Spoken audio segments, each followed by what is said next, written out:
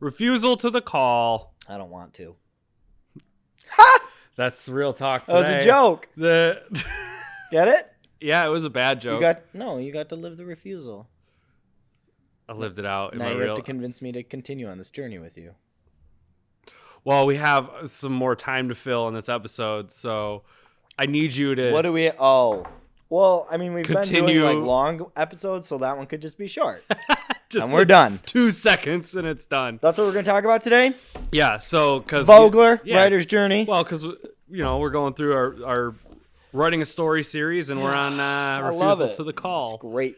And it's time for your character to be a complete dick. Well, yeah, they can be. I mean, okay, so the refusal to the call is obviously you have the call to adventure. Someone invites him in on the adventure, and now the hero has to refuse it and say no because of X. Do you want to know what one of my favorite refusals to the call probably is in any movie? What? In Role Models. Oh, what is the refusal in that?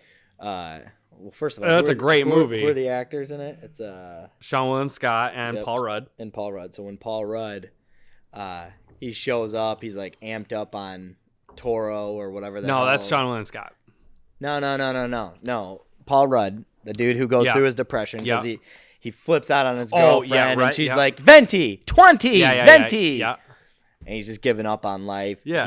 She doesn't want to marry him, and he just pretty much is completely defeated on these kids, which then gets him into trouble.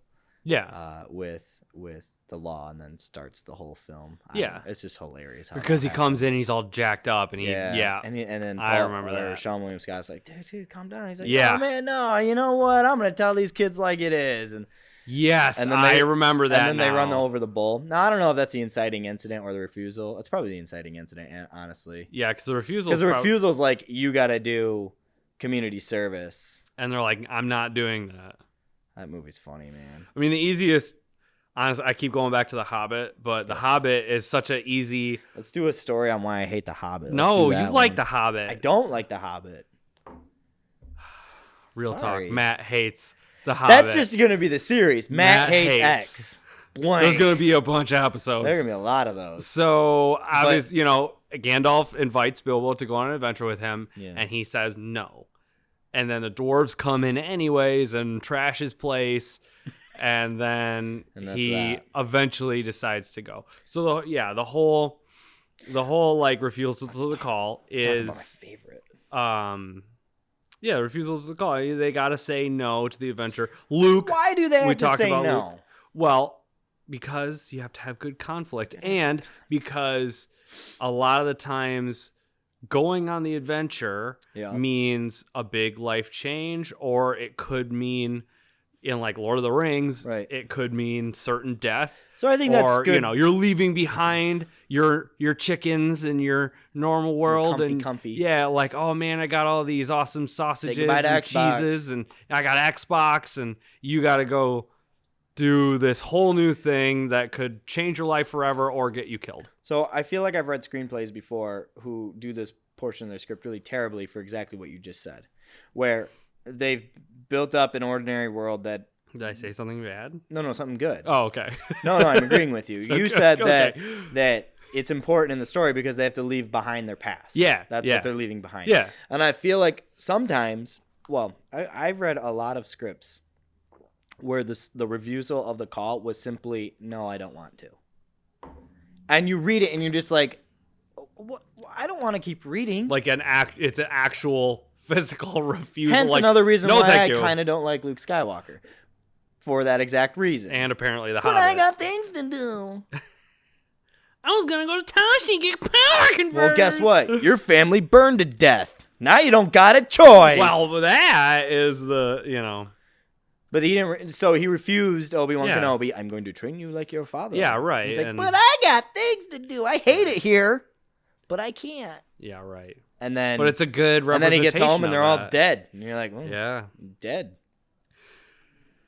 So, but I mean, I've read stories or I've read scripts before where people were young writers or just writers in general. Yeah. They don't think about the refusal to the call in a critical as a critical step. They just Right. think of it as a formulaic step where it's like, oh, I have to have a refusal. Right. Because conflict. Like, and that's one of the things I see prevalent in a lot of writing is you must have conflict, which is true. A universal, I would say, law when it comes to Right. writing. Your character must experience conflict. However, can't experience conflict for the sake of it being confliction. Right.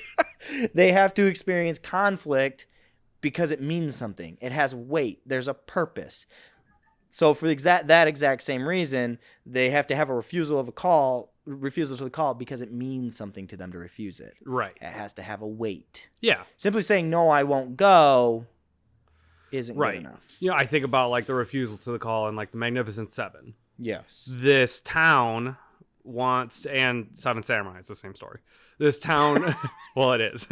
This town wants this masterful gunfighter Yeah. to save their town Or a sword fighter. or sword fighter, depending on which one you're watching.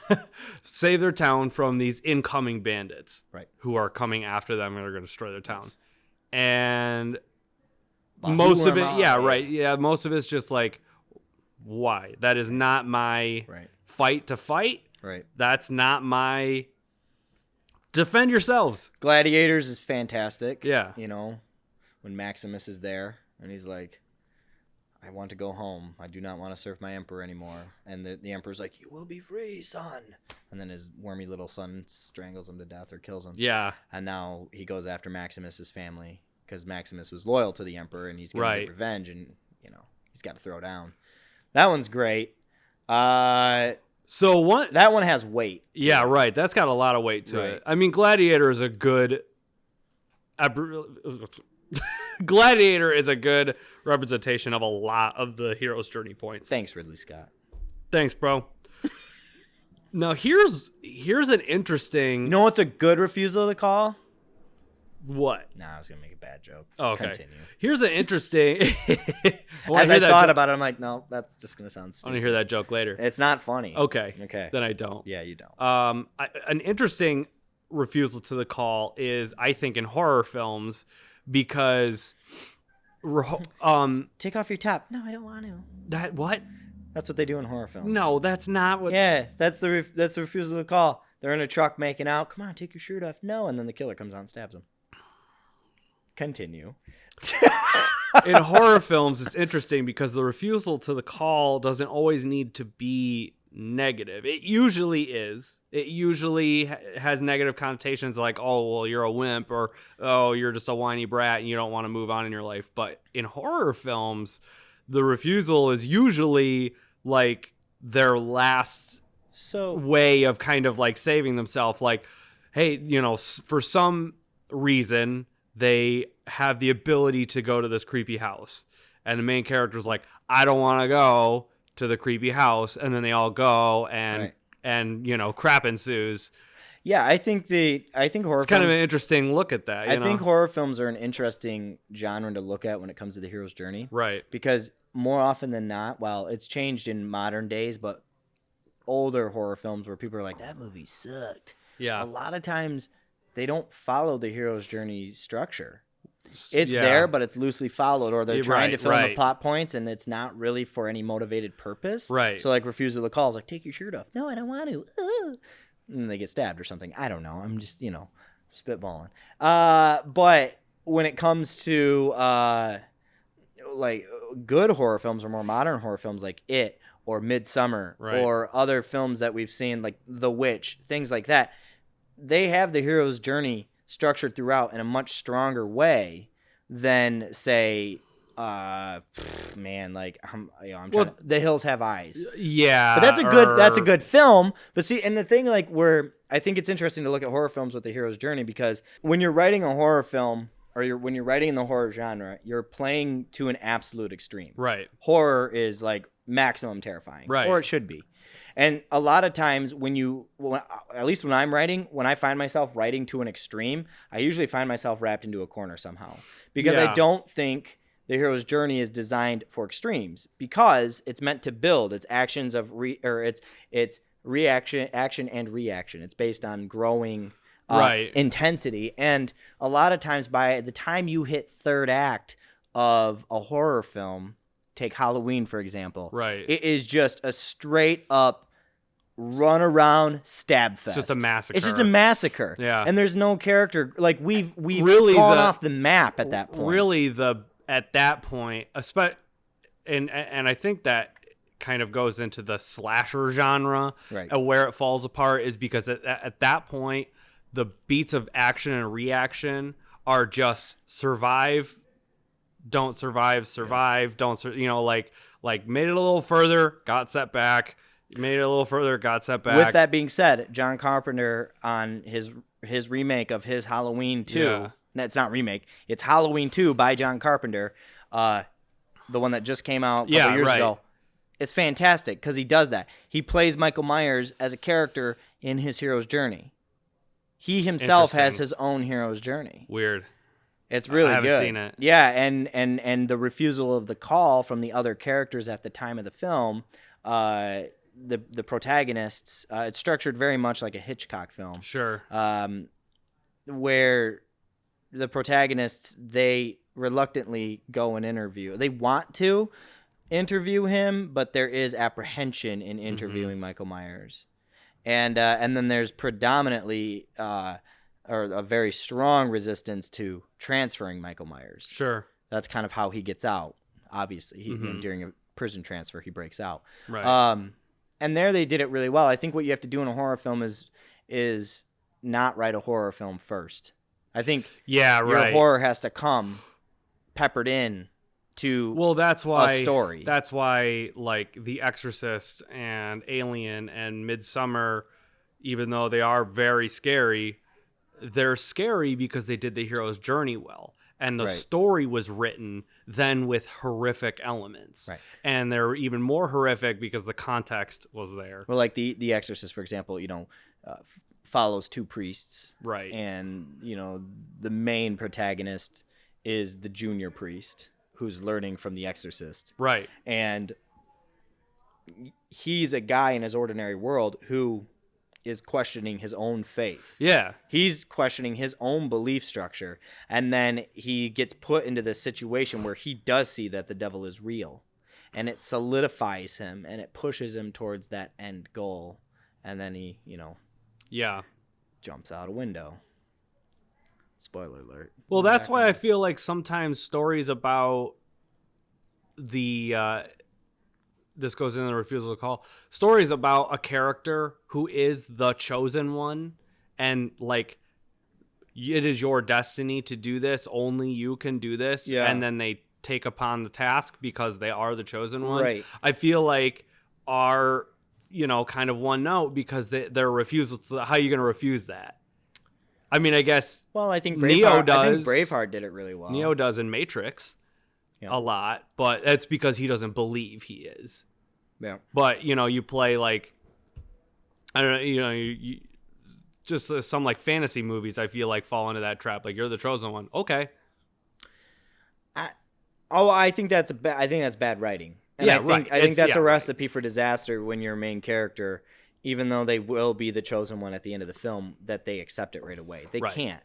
So they're, and that's why it's not interesting. That's why refusal to call exists. If they accept it right away at the forefront, right, then what have you done? You've written an arrogant character that no one wants to empathize. Yeah, with. right. They're like, or just some chotch. Or you've written a character that you're never going to believe that any of the conflict that they're in is real. Right. It's like Peter Parker saying, "Heck yeah, I'm Spider-Man. Yeah. See you later, Uncle Ben. You're dead. Later, bro.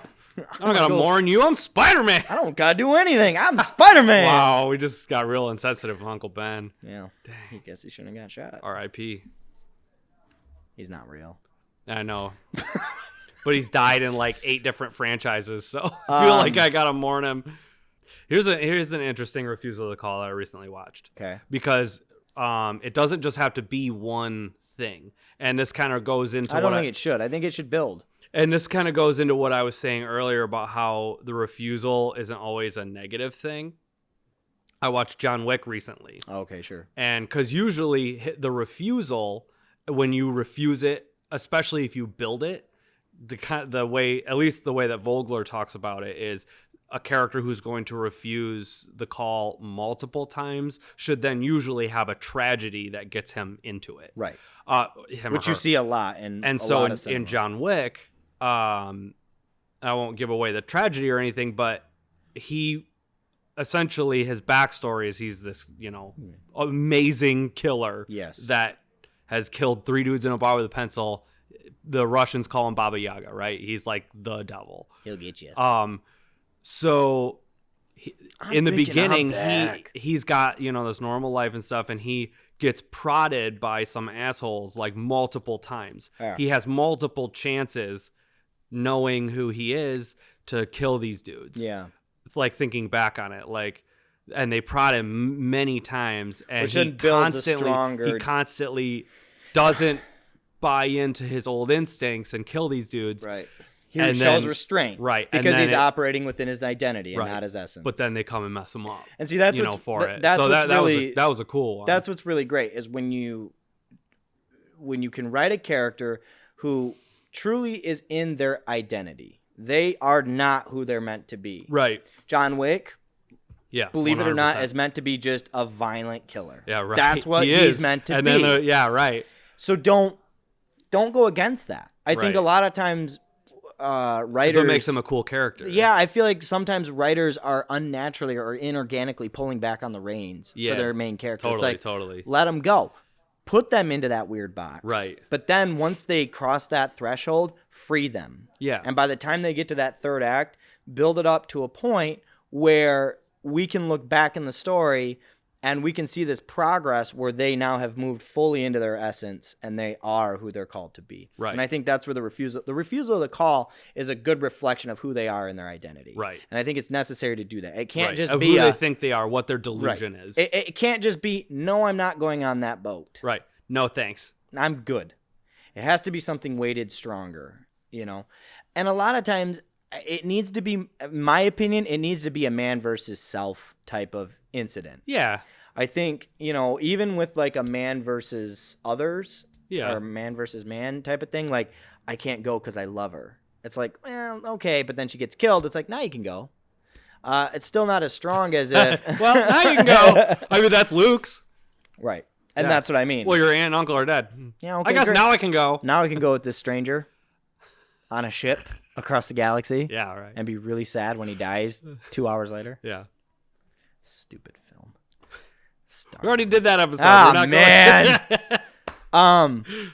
Yeah, so I think ultimately that your call to adventure has to be a strong reflection of who your character is operating in their identity as. Right. And it needs to be a strong enough pull to believe that would be a hard thing to refuse, but also like that it is weighty. That like, okay, that's hard to refuse because their essence is calling to them, the adventure is calling to them, but yeah, it could mean certain death. It could mean these certain things, and that's why you can't operate in absolutes. And horror films do that too often. Mm-hmm. They operate in absolutes, and when you good ones don't. And when you operate in absolutes like that, you write yourself into a corner. You get stuck because now you have this character who's operating this absolute mentality of even their identity, and somehow you have to inorganically force them out of their identity. Right. And to us as audiences, we feel like we've been cheated. Right. We want to grow with the character and we want to experience that character's